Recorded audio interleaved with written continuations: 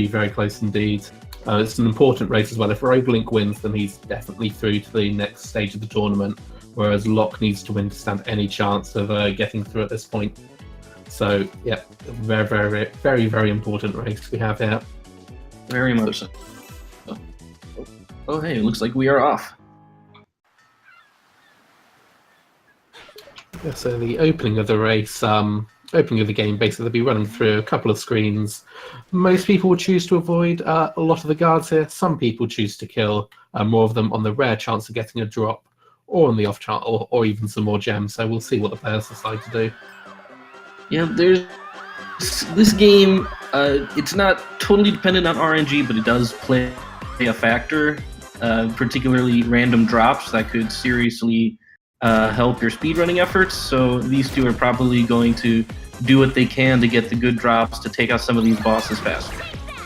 Yeah, and what's good about this game is that while RNG does play a factor in the drops, you have to adapt to that RNG. So it's what makes the run fun is if you don't get an item somewhere, you have to know how to adapt to that, how to do different strategies on the boss with lesser items, or where to farm more gems, for example. So no two runs are ever going to be the same. Yes, I like to think of it as a sort of gambling on the RNG, especially in a race setting where you can either count on it and go for broke, or sort of assume it won't be there and mitigate it in other ways. So both players choosing to use their pike ball here. I know you prefer to do pike ballers at Ammo Baron coming up, but most people choose to use a pike ball here. Yeah, if you use your pike ball here, you can quickly just destroy the bridge, and hopefully it lasts all the way through to the Ammo Baron fight. But there is a chance that you'll get heavily trolled by the Ammo Baron, and the pike ball will run out early, which is why I tend to go pikeless, just to be safe from that. But here we are, let's see if they get trolled. Yeah, both players picked up a drop on the way through, Loch getting a pike ball and RogueLink getting a meat chunklet. Both of them will have different uses, but both of them should save some time. Looks like Loch is looks like they're having an RogueLink is having a very slightly better Ammo Baron, I think. You got one less cannonball. But otherwise, this is great. Oh, wow. A double zero charge is pretty impressive to see. RogueLink does get the slight edge, but this is nothing that Loch cannot make up later. Yeah, both of them should be fairly happy with that RNG. It's above average for Ammo Baron, so they'll be pleased with that in a race setting for sure. Absolutely. So, this is a good way to start, especially if you're looking for the PB. This is something that you would not reset on. So, now we just basically skipped over the entire plot of the game, which we'll continue to do, but Shantae just got herself in trouble for fighting the town's rightful owner, so she's going to relax in a nice hot trap tub installed by Risky Boots. Yeah, so during the time between Risky's revenge and this, it seems that Risky took up plumbing as a hobby, so yeah, it comes in handy here. She's got like running water in there and everything. It's pretty amazing.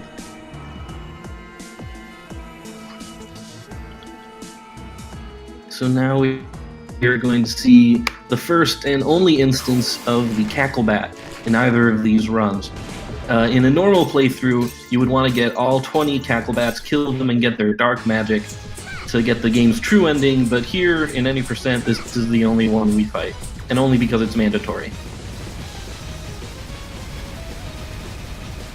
Loch having a bit of trouble there taking a hit, but both the times are the same on the two sides there. Yeah, these two are not separated by very much right now. Which is true of their PBs as well. So I think we're going to have a great, maybe even a back and forth race. We'll see.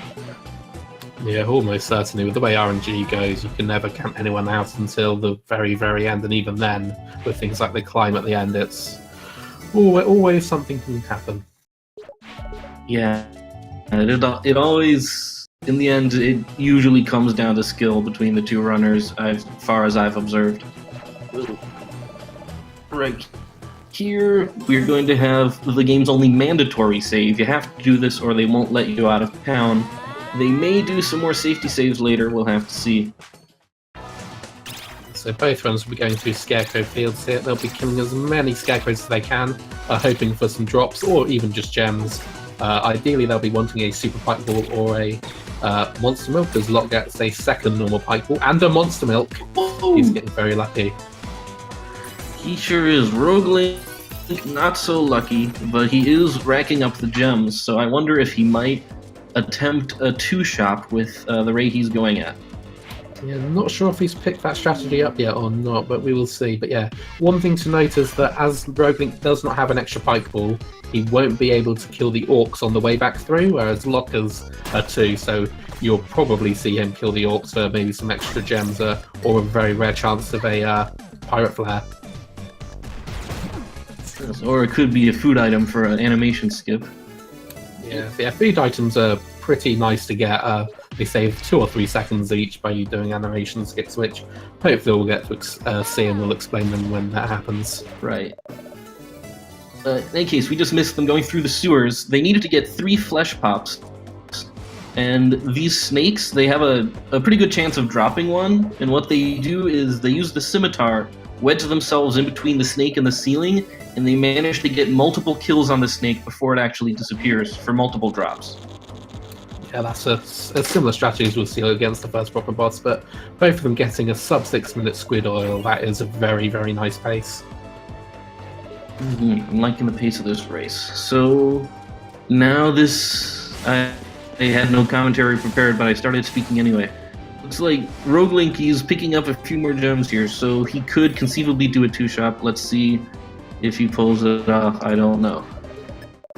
Yeah, he's 3 gems short at the moment, but he'll probably get them on his way out of the palace. So he should be fine. Even if he doesn't, the Scarecrows are likely to get him up the rest, and even Loch will probably use a Pike Ball, so he'll be on target for it. But I believe he likes buying an extra Pirate Flare instead of doing the 2-shop strat. Loch going in on the Pike Ball. So he's going to be trying to take out these ogres, look for more money. So maybe he's going to try and do a 2-shop. I don't know. What are they going to get? RogueLink up to 50 gems now, so that'll be what he needs if he does go for the 2-gem strat. 2-shop strat even.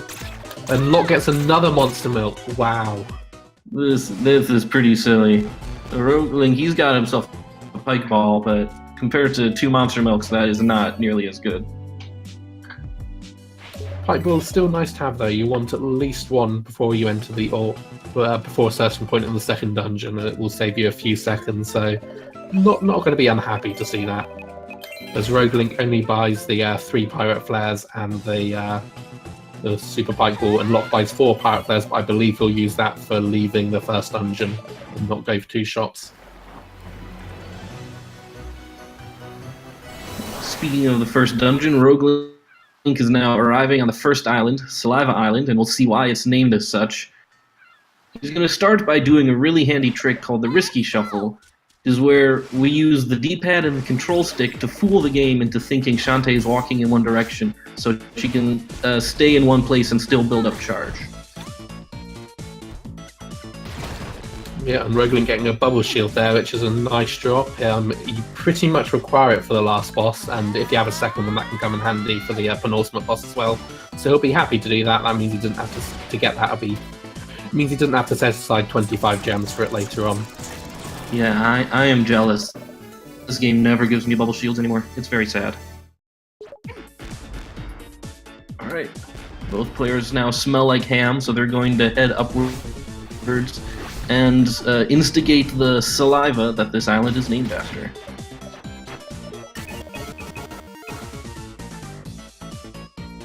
So you see RogueLink pausing and unpausing 3 times in rapid succession, and Loch doing the same. That is to skip an animation of the Gigalumix blinking, which saves a few seconds. Loch also appeared to go for the ledge fall, where if you fall off a ledge as you press the prompt to bring up the text there, you save a little bit of time and some more animation skips as well, but unfortunately not quite getting it. No, that is not an easy trick. You have to be pretty precise and well practiced, so I'm not surprised that RogueLink seemed to not go for it at all. Yeah, and if you do it too late, then you just fall off and you have to jump back up, costing you more time than you'd save by getting it.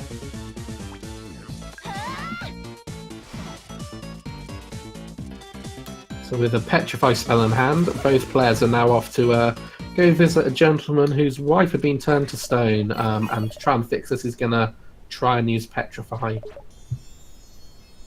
Let's see if it works. I don't think it worked. Is that supposed to happen? Oh, what's a petrify spell? Looks like it worked to me. Yeah, he's petrified. Insert Price is Right losing horn here. So RogueLink has entered the Spittle Maze, and now he's turned around and he's entered a secret dungeon, an Easter egg dungeon, which everyone always goes in here for a very important reason. Vijay, can you explain why? I like the background and the music. Yes, exactly. Thank you. It's because they need to collect 2 keys here, so the way keys work in this game is that they're global. Any key will work in any dungeon, so they're not tied to specific dungeons. So by grabbing 2 keys from here, which we can do fairly quickly, it saves us having to grab 2 keys that take a long time to get in a later part of the game. That is correct, and it's not... It might not be the first... It might not be the only time they do this. You can also pick up spare keys for later on in several dungeons and bring them forward, which I think the most optimized route does.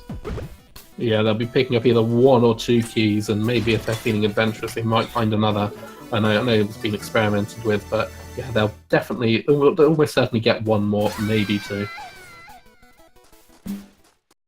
RogueLink is all done there, and so he is going to proceed with the norm part of this dungeon, which is pretty straightforward in pirate mode. You barely have to do anything. Yeah, so there is a key that RogueLink could get down there that some players choose to get to carry on to a later dungeon. However, the vast majority of players opt to get one in the next dungeon instead because there's additional drop chances. Ooh, having a little bit of trouble with the cage, but you have to time your movement through this room really carefully, because if you time it wrong, it could end up being hit by fire.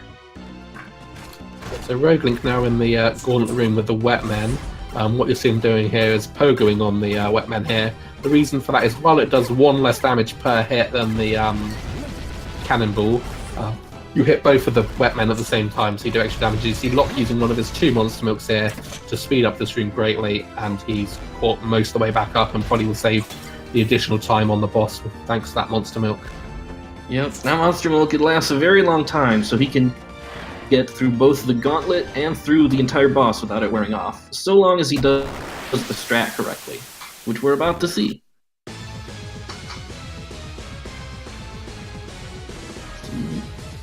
Oh, RogueLink. Oh, he saves it.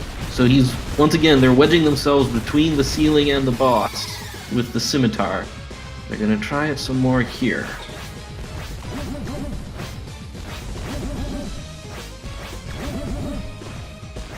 Both runners doing very well, but because Loch used that monster milk and did like almost twice as much damage, he managed to catch all the way up and surpass RogueLink, which is pretty impressive.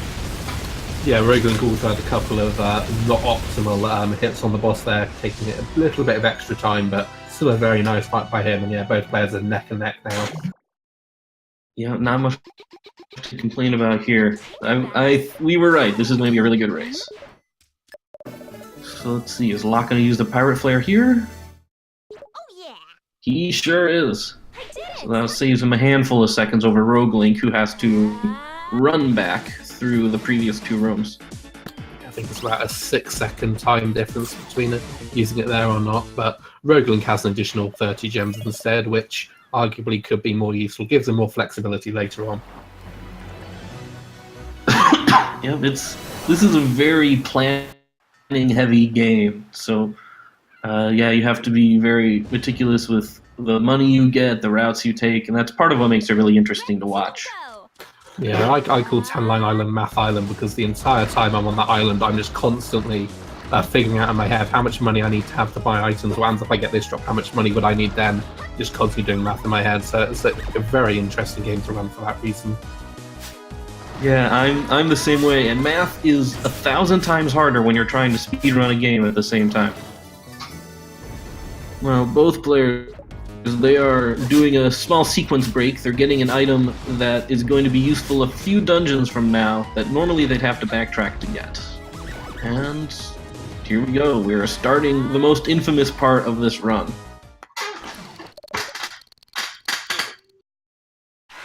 Yep, so here we go with Run Run Rotty Tops.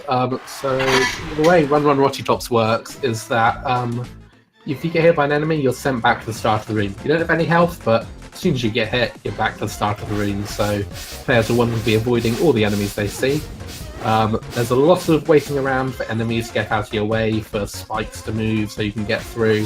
So a lot of waiting around, so you can't really gain too much time, but it's very easy to lose a lot of time. So some people compare it to an auto-scroller, and that's a fair comparison. There's Loch doing quite well with the time skips. RogueLink goes right through the gatekeeper, but stops a little bit on one tongue. Yeah, it's like the reason they stop is like it is so much easier than it looks to inch a tiny bit too far forward and get hit by those tongues and go right back. So you got to be really careful. Yeah, what you see RogueLink doing there, and if you might have seen Loch do it, is if they did a little sort of backwards and forwards wiggle there, that is to activate the tongue at the bottom of that room. So by the time they get there, the tongue will be up and they'll be able to run past without having to wait for it. Right, that's one. I wonder if that is like the only enemy manipulation in this route. You have a little bit on the wet men by jumping over to them, and I guess that's true. Yes. Yeah, that's probably about it. And maybe on Squid Baron if you count that, but yeah. Yeah, that's true. So Loch manages to get through the slow part of Run Run Rotty Tops. And so now things are going to pick up a bit because you're not going to be constantly blocked by these Super Mario World spike pillars. Now we get the crabs. And they decide not to give Loch the hug of death today, so we know which gravestones can come to life, we just don't know when they will and what direction they will travel in. As Rogue nearly gets hugged but makes it through there fine, so you'll see them jumping over most of the gravestones in the first room, but all of them after this point, because from now on they can all come to life. Now this is a bit less tense part of the run here. You can see Shantae running away from these robots. You just want to give her a big ol' yes. But their patterns are very predictable, much more easy to dodge, so this part of the run is usually a bit of a breather before the rough stuff starts again later. Yeah, but it's still one small misstep and misjump, and you're sent back to the start of the room and lose a lot of time here. One of the two very long rooms in here. Yeah, and unfortunately the other long room, it's very easy to get hit right at the very end and lose 40 seconds or so, which is just killer. Now Loch is about to come up to the Stevens, which have been dubbed for this tournament. These snakes, apparently they look like Stevens, which seems right to me, just about. So it's better than the previous name you gave them. Yes, definitely. Yeah, we have two rooms of them, fairly easy, and then we have this next room where we get dubbed the Gates of Hell, and they are open for Loch, and the Stevens are nice. That's a very nice pattern from Loch. He takes a bit of a breather right there. RogueLink, he just barely...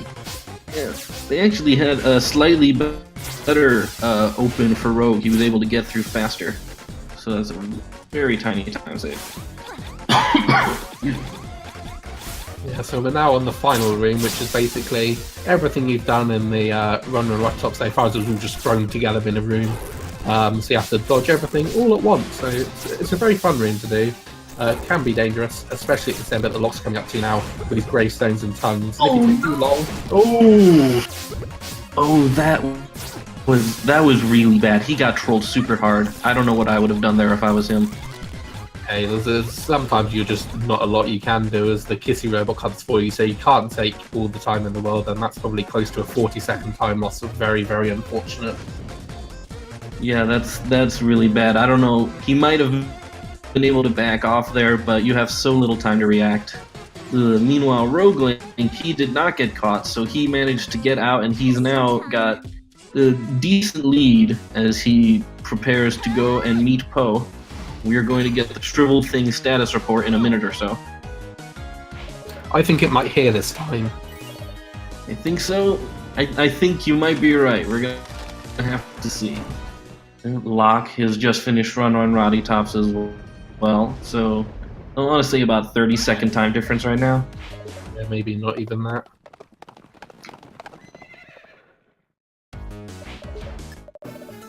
Alright, what's the status of the shrivel thing?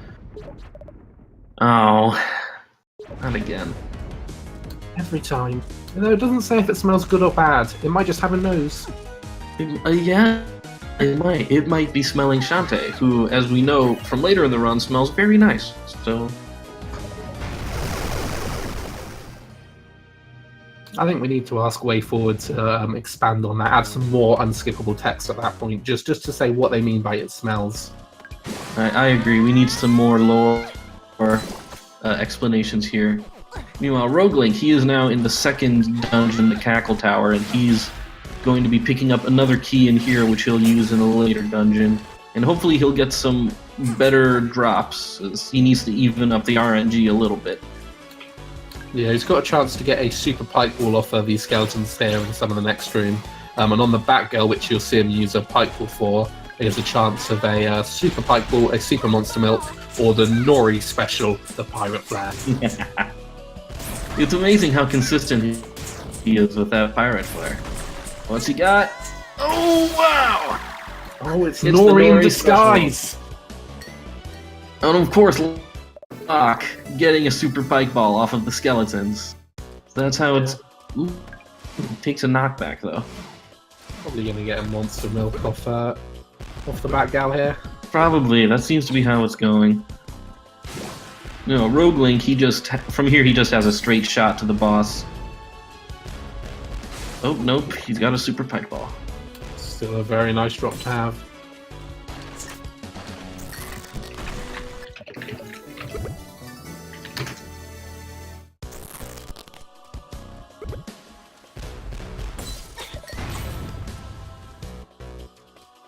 So Rogue now heading up to the hat floaty room with the things that shoot fire, I believe is the official name I came up for it with, so let's stick with that. I think so. I will need to write that down so I can remember for the next race I comment on. Yeah, and he's now about to head into Emperor Spider, so hopefully he'll be going for the quick strat here. Is he going to pick up some health? Oh, it doesn't have a milk, so no, he's probably not going to go for it then. Where you, so what the ideal strategy is here is to jump in, get stuck in the Emperor Spider's hitbox, and if you time your whip hit just before you get hit, you basically get stun locked, so you don't get knocked back. So you can just stay inside the hitbox. Your super pipe balls do a lot of damage, and you kill the boss before she can kill you. It looks like he's not going for it. He's playing it much more safe. He's staying right off to the side and letting the super pike balls do the work. And I do not blame the guy. Yeah, he's down a bit of health to begin with, so he would have had to play it safe somewhere along the line, but still a decent enough fight. Although he has to be careful now. Loch, meanwhile, he is just going ham on this Emperor Spider. Ooh, RogueLink, he's playing it safe. He's using his meat chunklet to heal up. Yeah, don't blame him at all. Didn't end up taking any damage afterwards. As Loch uses his auto potion, that is far from ideal. Well, now there are still several bosses in this run that can easily kill you, and so that's a great backup to have. So RogueLink is going to have that going forward, and Loch is not, so Loch's going to have to play a bit more safely. Oh yeah! Did it! Alright, let's pull this chat over here so I can look at what our lovely chatters are saying. They are being quite active today. Thank you, chatters, for being here and making this run more interesting. And Nori for being there too. There's RogueLink now heading into Tan Line, so he'll be hoping for some drops off the cactuses here. So first trip to Tan Line is a very short one. Be running through a couple of screens, going to visit our friend the Squid Baron before heading off to do some backtracking. Yep, this is where the backtracking begins. We can't avoid it. These cactus people, if you're lucky, they will drop either a monster milk or a bubble shield, both of which are invaluable. You can see Loch right there got a bubble shield. Got two, so that's him done for the run. Of course he did. Of course he did. So, he will. RogueLink will another chance at those cactus people. There are so many opportunities for drops on tan line. This is where a lot of the RNG of the run is going to happen. Yeah, this is why you do most of your math here, because you need to sort of guess. Okay, what drops am I going to get? How many gems do I need to do that? Which is why I've started delaying my shop until after tan line, just for that reason, just so I know what RNG I've got. That's a pretty solid strategy, I think. Rogue now heading back to Sliver Island to go get one of the 3 sarcophagi we need to get the code to enter into the tan line temple. Yeah, this code is one of the few random things that, like, there's basically you have to use a code to enter tan line temple, and there aren't that many combinations, but we're pretty sure that you can't ever guess the password unless it's actually been written down. You've achieved it, so... Yeah, there's no way to brute force it. You have to get all 3 sarcophagi first before it will let you in. I have tried it, painstakingly. It didn't work out. Now, RogueLink... Oh, got a little bit lost, but now he's going back to Scuttletown to do a little bit of murdering and shopping. We'll start with murder. To be fair, the murder's not his fault. He's just a witness to it. He didn't have to go into that room. If he didn't go in... well, there we go. Sky's new boyfriend is now dead. Ooh, Loch's murder is not far behind. Yeah, they're very, very close together.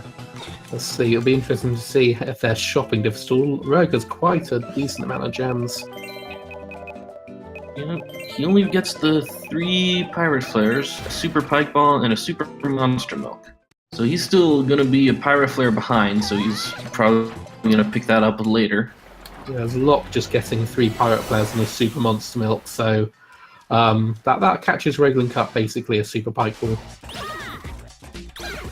RogueLink trying again for the RNG. Is he gonna get some drops? No, he's not. But he's about to run into a huge group of skeletons that could drop him some good stuff, so we'll see how that goes. Loch gets another bubble shield, but that is entirely useless unless you use it in the pink block room. Neither runner getting a super pike ball there, which is what they want, but they'll have a decent stock of pike balls in case their luck goes against them the rest of the run, so they have that for all the bosses if they need it. Rogue picked up 2, I think Loch picked up 3 or 4, 4 or 5. So yeah, so no super pike balls from either side. Loch does not need any more super pike balls. He's already gotten 3 extra.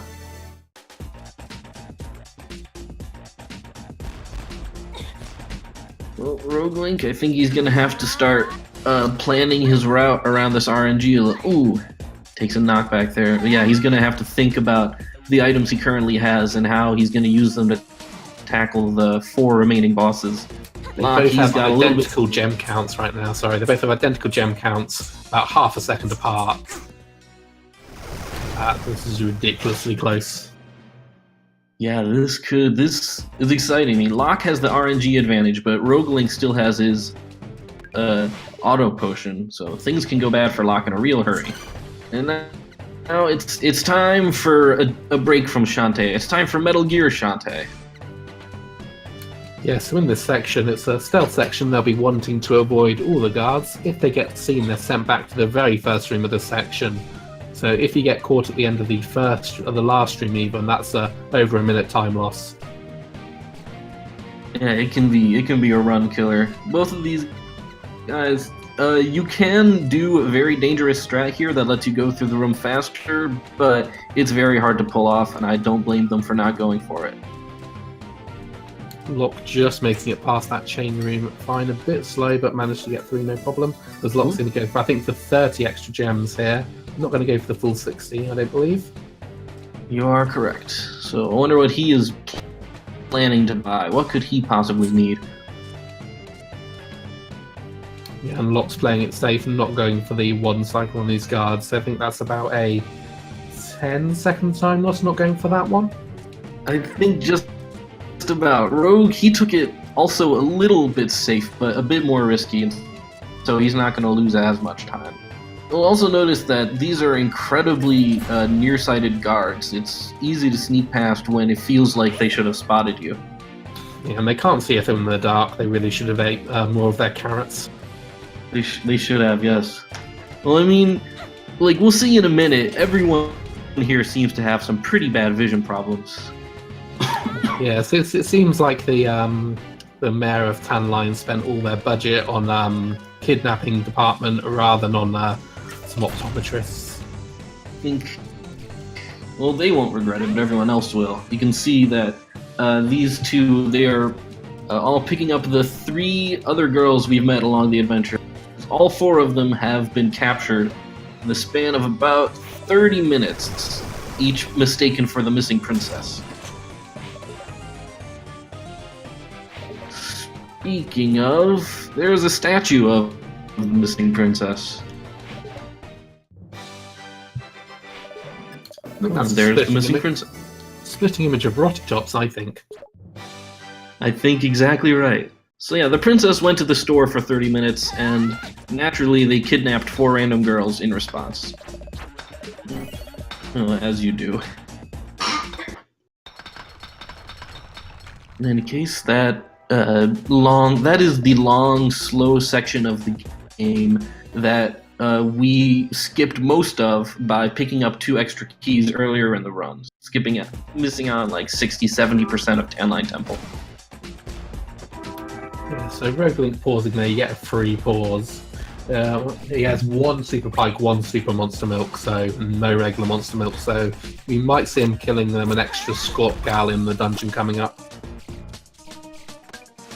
Yeah, having no Monster Milks at all is, at this point, is pretty killer, because they are exceedingly useful against the bosses, especially the one that's just about to come up. Let's see. He does have plenty more chances, though, with these green cacti. Any one of them could drop a Monster Milk, too. He'll be happy with any drops off these. He needs another Bubble Shield as well, so... And he's not going through to kill the additional Scorp Gal, but he does get a Monster Milk, so that will help him greatly. That's very fortunate. And yep, he's taking his time killing a few more of those guys. As Loch gets his 4th Bubble Shield of the run. Just stop it! And RogueLink getting another Monster Milk. I guess he could use a Bubble Shield on Dagron, but geez, that's overkill. So, yep, RogueLink's RNG is starting to turn around. He is starting to get the items that he is... Yo, a Super Monster Milk! So that brings him up to 4 Monster Milks now, 2 Super, 2 Regular. So that should be enough the rest of the run. He's only got 1 Super Pike though, so we might see him buy some more Super Pikes later on, I imagine. Yeah, I would not be surprised, but Loch picking up their 100,000th Super Pike Ball. Yeah, a path forward has definitely opened up for RogueLink in the past minute. Ooh, Loch bounces off the side of the Crusher, unfortunately. There we go, I think Loch has got it this time. Meanwhile, RogueLink is fighting the scripted boss, the Script Baron. Or the Squid Baron, excuse me. Yeah, he managed to get him before he started the eating phase, so what he'll do as soon as he breaks open Squid Baron 2.0's shell here, he'll start eating cake, or food, or whatever it is. It looks like cake to me, and basically can just wall up on him for a little while. Yeah, well, RogueLink, he used up a Super Monster Milk and a Super Pike Ball on this guy, so he wants to get this fight done very fast. Yeah, don't blame him. So he'll probably have a Super Monster Milk regular Pike Ball for Dagron and for Steel Maggot. I imagine them probably just buy 1 more Super Pike. Yeah, I can see that for sure. There's still a bit of gem farming to be done. Loch, he manages to get on script as well, but it does take him a little bit long. RogueLink, with the extra damage, was able to finish off the boss that much faster.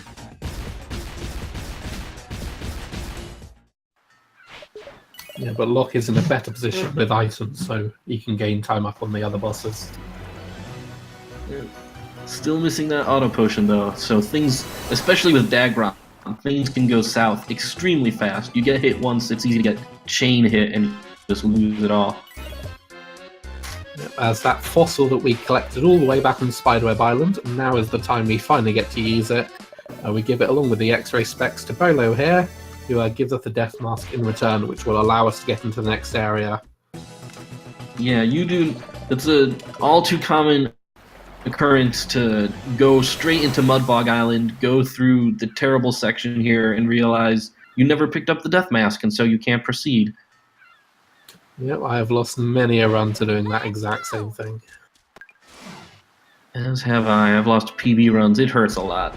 Anyway, this area is very much a casual nightmare. There are so many enemies here, and they deal so much damage. But if you're in pirate mode and you know where to run and jump, you can get through here without even a second thought. Yeah, very nice by Rogue so far. Pretty much ideal in the last room, which is probably one of the easier ones, and getting through there, no issue at all. A very nice one. Boggers. Loch's decided to buy some, I think he bought 2 pirate flares. I think you are right, yes. It's interesting. Is he going... I wouldn't be surprised with all the drops he's had if he is going to avoid doing an extra shop before the 5th dungeon. That seems like what he's setting up for. Yeah, maybe that was 5 pirate flares. Wasn't looking 100% and missed it on the stream. There's RogueLink now in the Village of Lost Souls collecting some coins for a lovely game of Heads and Tails he'll be playing in a couple of minutes. It's always a very technically demanding, skill-based part of this run. So we'll see how he manages to pull it off. Excuse me. Sorry, I have had laryngitis for like a month and a half, it feels like, so I will occasionally cough. So, well. Loch now back to enter the Village of Lost Souls, as Rogue's going to go collect his final coin. Yeah, he's not grabbing any gems. He gets a little bit trolled by a ghost. The ghosts from Spiderweb Island are back, and here they're even more vicious than before. Much more likely to crowd you and deal some damage. Yeah, Rogue's picking up some gems, but not going for all of them, so yeah, he's probably fairly happy with what he has.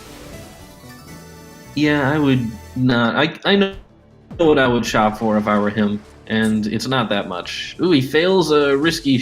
no, he didn't fail a risky shuffle, he just failed a dash. So that's a very small time loss.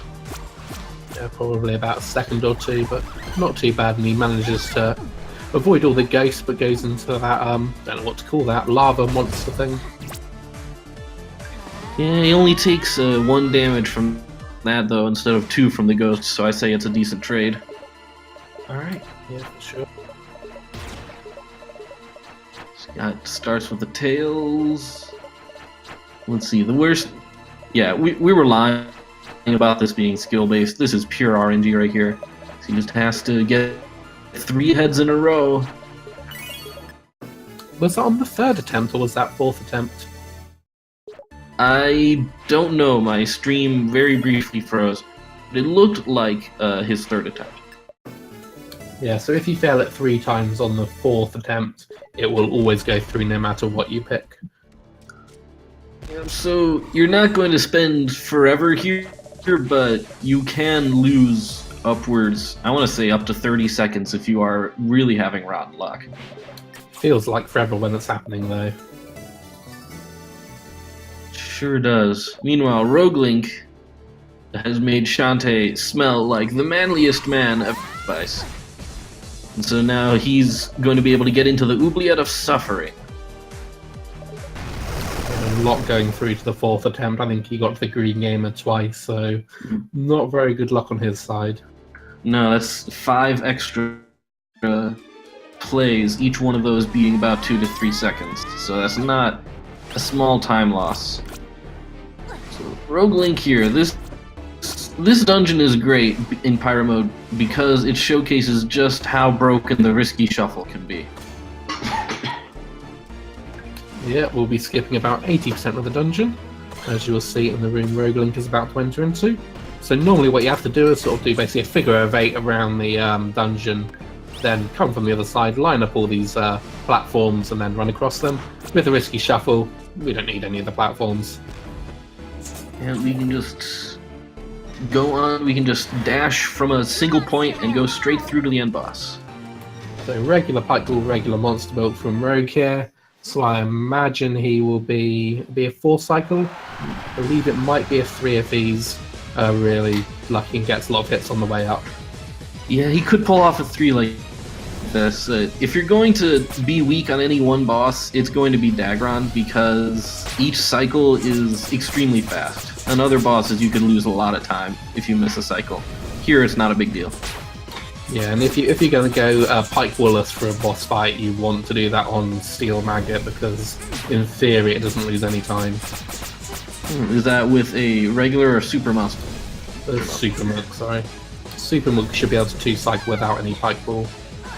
Oop, RogueLink, he's in danger here, but he smartly, like, if you get take a hit there, it's common to try and go immediately for another hit, and that's just a recipe for pure disaster. So RogueLink played it smart, ducked down for a bit, and he got a pretty good Dagron kill for what he had. Yeah, that was decent, yeah. Expect Loch to make up a little bit of time here because he is using better buffs, and yeah, RogueLink did take a hit or 2, but yeah, Loch's gone full out. Super Monster Milk, Super Pike Ball. Should be a 2 cycle. Yeah, easy. Oh, yep, I think he's got it.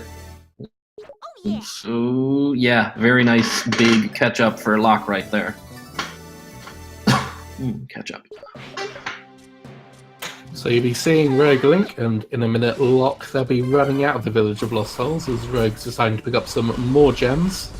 The reason for this is that Village of Lost Souls counts as an inside area, and you can only use your pirate flares outside, so they've got to run out here. Thankfully, you don't have to run all the way back to the ship, but as soon as they get outside, they will use their pirate flare. RogueLink, he had a little bit of trouble going through the gamer room. He dropped his... Basically, there are some areas that you can't dash straight from one room to the next because there's a small invisible wall that will stop your charge. So instead, we'll do what Loch is doing and buffer a charge and then use it as you enter the next room, and then you can keep going quickly.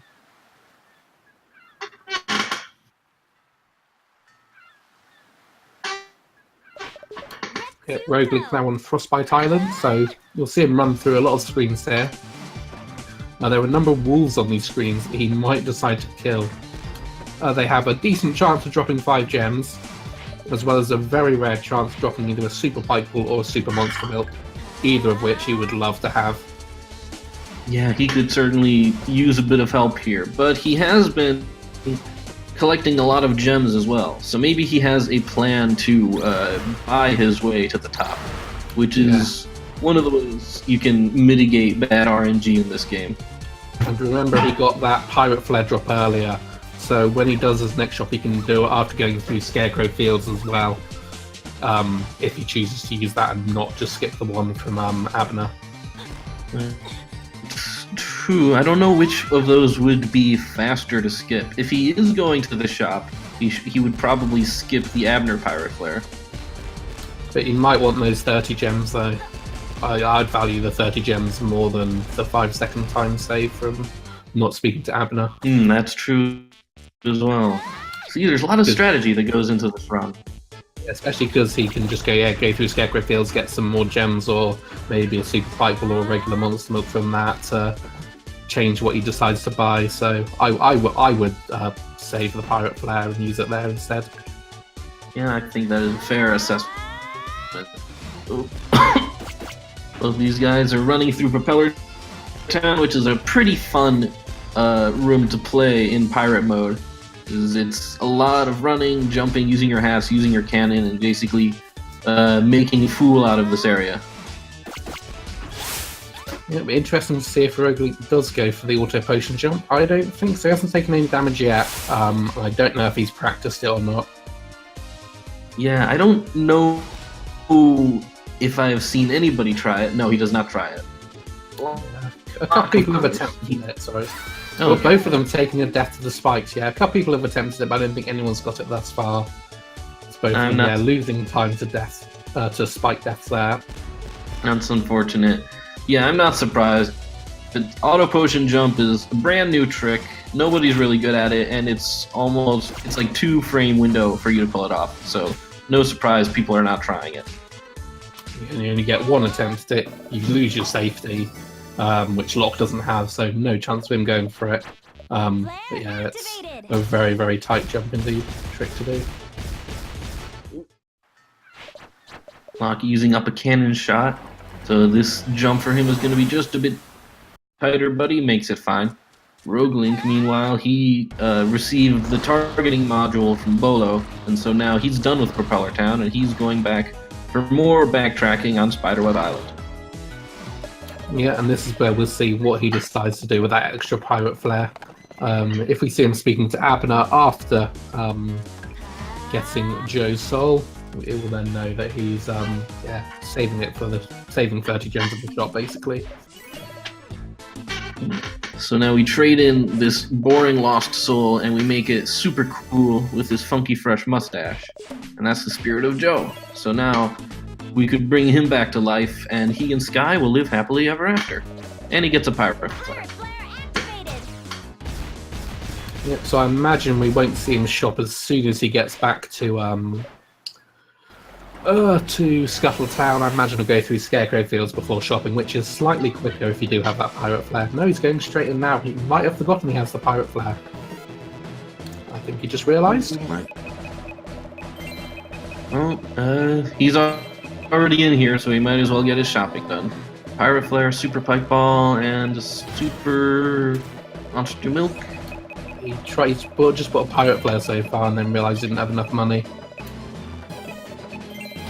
And buys a 3-pack of potions, so he lost quite a bit of time there. That wasn't the greatest shop. He lost a lot of time menuing there. Clearly wasn't 100% sure what he had and just had to do some thinking.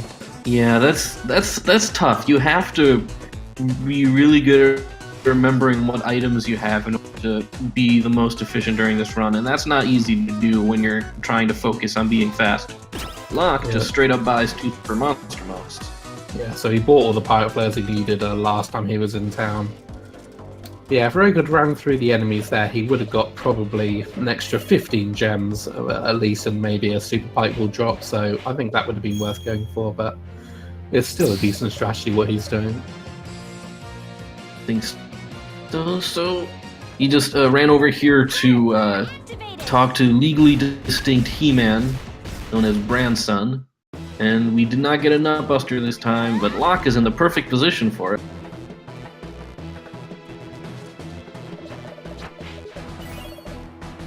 Yeah, the players are less than 30 seconds apart at this point, so it'll be very, very close race, and all that could come down to Steel Maggot RNG, which will be the next boss. Yeah, the Steel Maggot, he can definitely make or break a run, so he could end up being the difference. But execution is a very big part of that boss as well. So let's see, the targeting module went off without a hitch.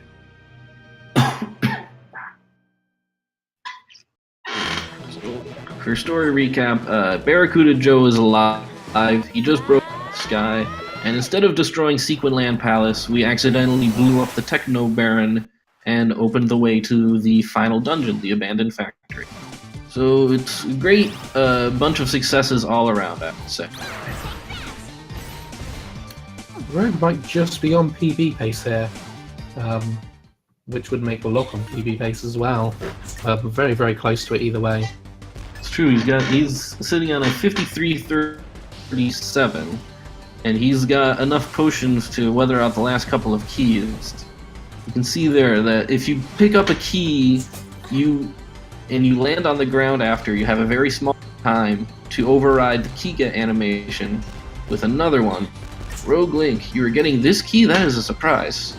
This is one of the slower keys you can get. Does he need it? He needs to get all of them. He didn't do the Scorp Gal in Tan Line.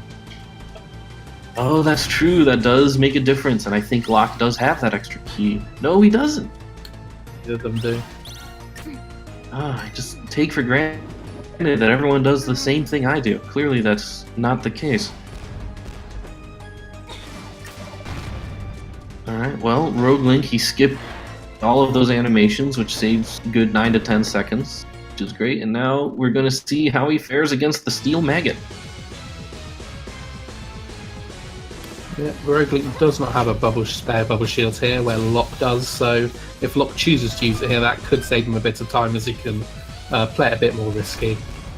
Oh, RogueLink missing that shot there. It's going to cost him a few seconds. Yeah, he's got a pretty decent pattern, though. Oh, and he realized he had a spare super pike ball he can use, and so he quickly switched to that. Yeah, might just be able to get the 2 cycle if he gets the super pike ball lined up perfectly on the second time round. Ooh, wow, RogueLink is getting a very friendly pattern right here. Yeah, I don't think he's going to quite get the 2 cycle, unfortunately. No, I think he got... It is very hard to do what he was trying to do. He was trying to wedge himself between the ceiling and the boss, as we've seen a few times. Both players kind of having a bit of trouble lining themselves up with the boss's weak point, which is easy to screw up, because you're on ice. There. I think he might... Oh, they're seconds apart. Oh man, it's all coming down to the climb. Oh, this is such a good race. It's much closer than WoW could have ever imagined. But yeah, going to come down to a mixture of the climb and Pirate Master RNG. Yeah, is this... can RogueLink still pull off a PB? Is there more than 3 minutes between here and the end of the game? It'll be very, very close. I think he might be a few seconds down. Yeah, Loch, I think he is on a decent, possibly PB pace, so this is exciting.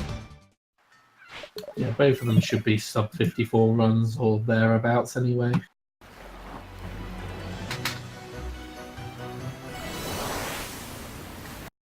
So now we're off to the Lonely Grave, which is a bit of a nothing burger of an island. It's just a bit of story where we finally see what's going on with the Pirate Master we've been hunting across the entire game.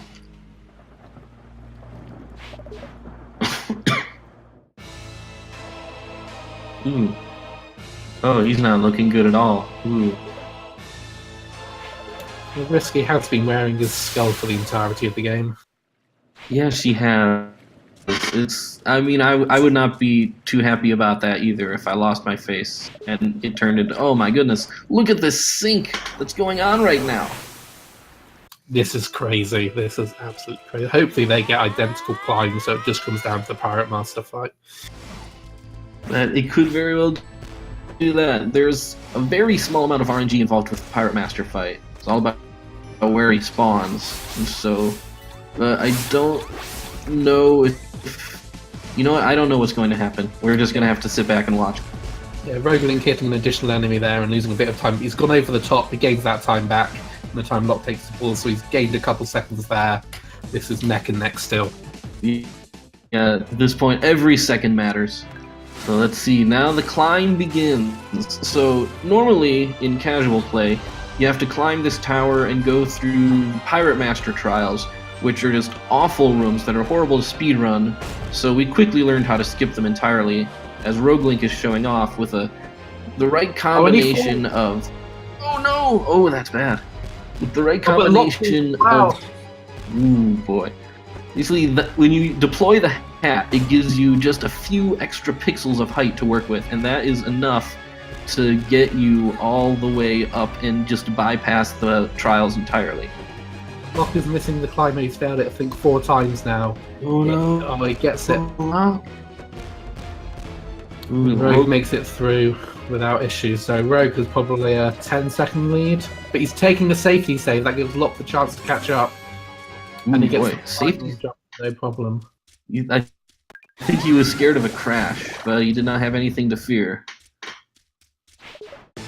Loch having a little... He's getting a little bit lost in the climb. But I think he is just going to bypass the save. But RogueLink, he has a pretty sizable lead going into the fight.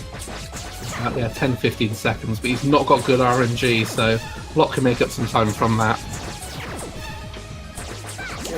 Pretty middling RNG, if I say so myself. Loch getting slightly better. Let's see who wins. Yep, up here, this phase on top of the spines is pretty difficult to do reliable damage to him. You have to have very good control for Shantae. Or when RogueLink wins. That's very RogueLink close. takes it. What? Yeah, so RogueLink finishing in first place with an official SRL time of 54 minutes and 15 seconds. Let's wait for Loch to finish up. Yeah, and Loch finishing in second place with a time of 54 minutes and 33 seconds. So 18 seconds between them. That is ridiculous. That is, and just 18 seconds off of Lochmadonna's PB as well. Both of these runners just performed unbelievably well. This was a great race to watch. Congratulations to both of them. Was that the closest race we've had so far in the tournament? I have not seen a closer one that I can think of. At the very least, most back and forth at the end there. That was... Both of them had the lead at some point during the climb. It looks like RogueLink is ready to join us for an interview. Let's see if we can get Loch in here as well. GG Rogue, congratulations on the run there. That was insanely close. That was, yeah. I just noticed. Yeah, at several points during the climb, you both had the lead. That's how close it was. You were about 3 seconds ahead of him going into the climb, and then, yeah. Oh, it was neck and neck all the way through. Yeah, it's definitely a close race. GG Rogue, congratulations on the And run here there. is That Loch. was Loch, insanely congratulations on a great race. So close to your PB. Loch, you look to be muted. Can you unmute your microphone? Yeah, I was making sure I could hear you guys because I wasn't coming through, but I can hear you now. All right, cool. GG, Loch. That was real close. Yeah, I did not realize it was that close. That would have been probably down to a 5-second difference if I had done that Pirate Master climb better. Yeah, when you were ahead for a moment during the climb, you're about 3 seconds behind entering it. Rogue had a slightly longer fall at some point before you did your fall, and then yeah, unfortunately not quite getting the hat trick a couple times. I think was the main difference. Yeah, the climb is always something I've been really bad at because it's not in any percent out of bounds, so it's not something I was used to doing before learning this category, and I never practiced it as much as I should have, so I've always been really hit or miss at it. Yeah, the palace skip in no out of bounds is pretty crazy. I'm on a category and it's no out of bounds except you do that skip. That's my dream category, and by dream category I mean just do any percent. So what you're saying is you don't do that skip, so you want all trials. Yeah, sure. Yeah, that's exactly what I want. Hey, that doesn't do the skip. Yep. But damn, yeah, that was really close, I guess. Was that super close the entire time, or was there some back and forth? It was back and forth the entire time. You were in the lead until Run Rotty Tops. Thanks to the 2 monster milk drops that you got early on as well.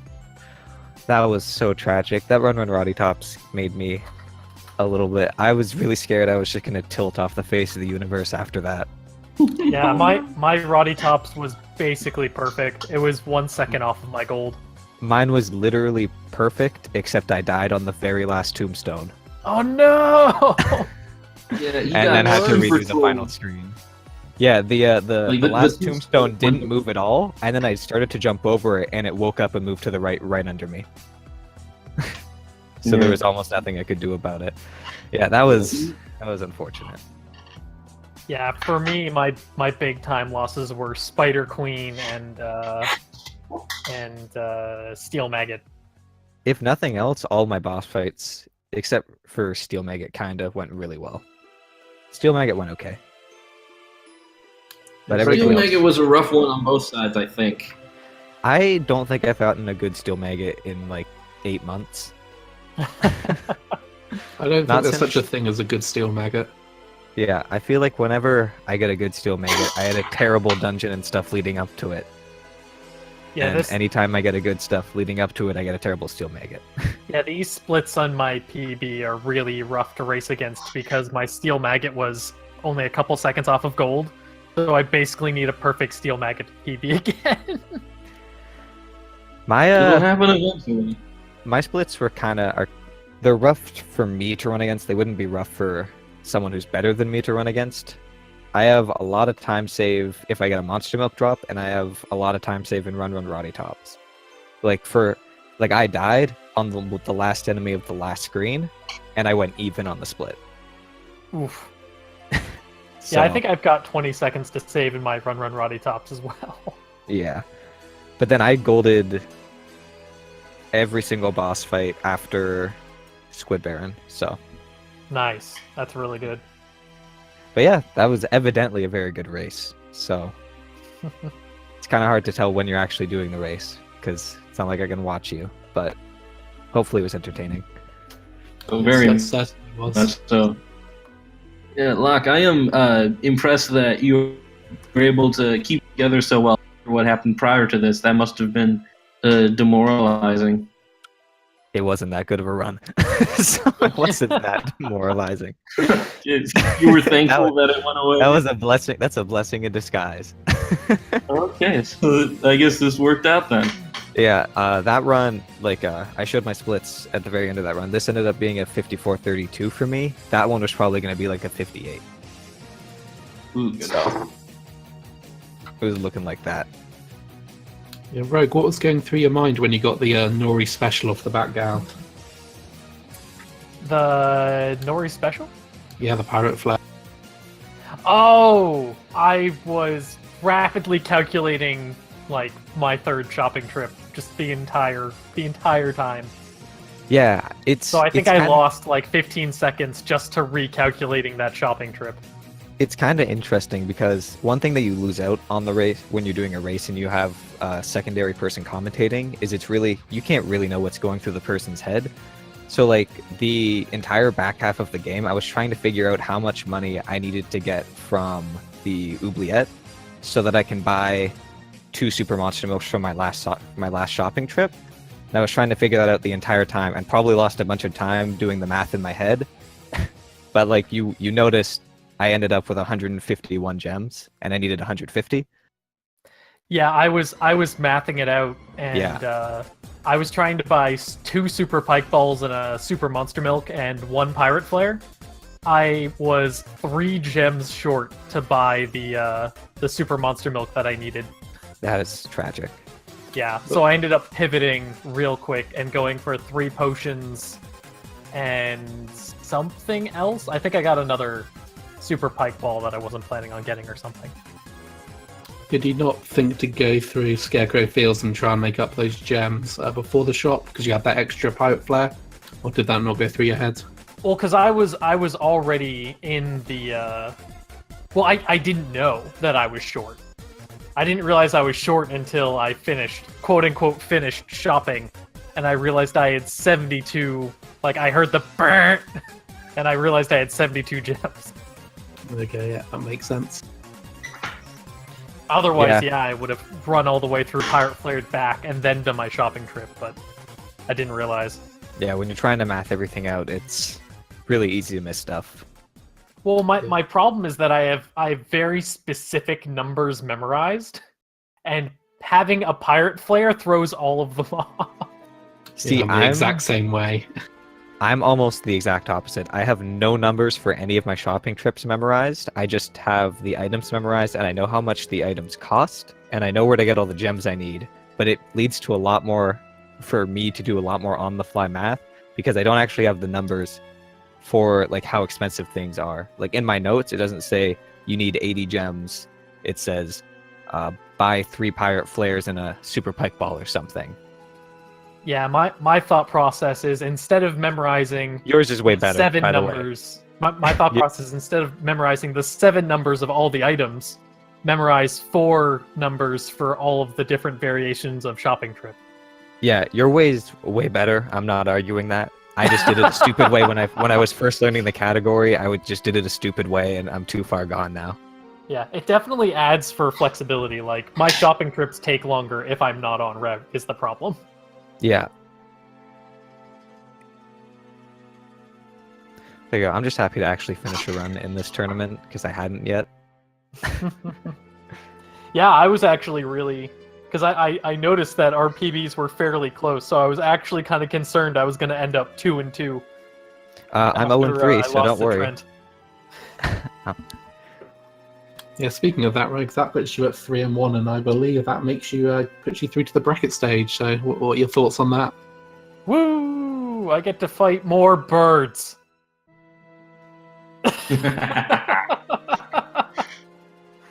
But yeah, glad to be through the bracket phase, because after I lost to Trent, I was like super worried. Because I beat Bird and I was like, yeah, I'm through, and then I lost to Trent and I'm like, oh no. But glad that this stage is over so that I can lose immediately to a Bird in the bracket stage. Yeah, the bracket stage will be very interesting indeed. So very much looking forward to that. I believe we have how many people do we have through? At least 7, I believe. Maybe no, that's wrong. I can't do numbers. At least 5 people are guaranteed to be through so far. All right, I'm cheering for you. I'm cheering for you. You better win the entire thing, Rogue, because then I can say I almost tied with the person who won the tournament. There we go. Instead of I die, instead of like if Bird wins and I have to say, oh, I died in my race against the guy who won the tournament.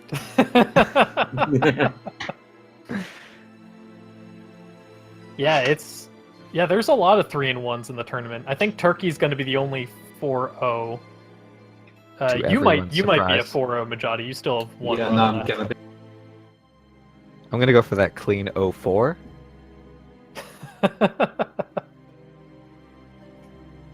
Yeah, this is like 0-4. It does not represent how like tight all of these races have been. It's kind of crazy. But That's yeah, what bracket happens though stage, in a game like this. bracket stage is going to be nuts. Yeah, I think we should probably start wrapping up here. So, do either of you have any final words on the seed or anything else you'd like to say? Yeah, I got a single monster milk drop. 1. Exactly 1. I got Not 2 super, from Scarecrows. but just 1 monster milk drop. Just 1 drop total from cactuses. It like entirely. That was dumb. I got 2 monster milk drops from Scarecrows. So... Nice. It was sort of like watching Oliver Twist next to like a lottery winner. It was kind of shocking how different they were. Yeah, I got the early bubble shield. I'm like, okay, we're set. And then I saw nothing else until the super monster milk at the end of the desert level. Just huge gap there. You had a rough go of it, but you clearly made it work, so well done to you. Yeah, I'm glad I decided very early that I wasn't gonna even try the 2 shopping trip route. I just went straight for Super Monster Milk, Super Pike Ball for Squid Baron. It definitely helped out. It was a good call. Hold on. Yeah, Loch, do you have any thanks for having us on, Speed Gaming. Oh yeah, just good luck, Rogue, for the rest of the tournament. Thanks. I hope you do our group proud. I hope so too. Yeah. Show we were not unworthy casualties.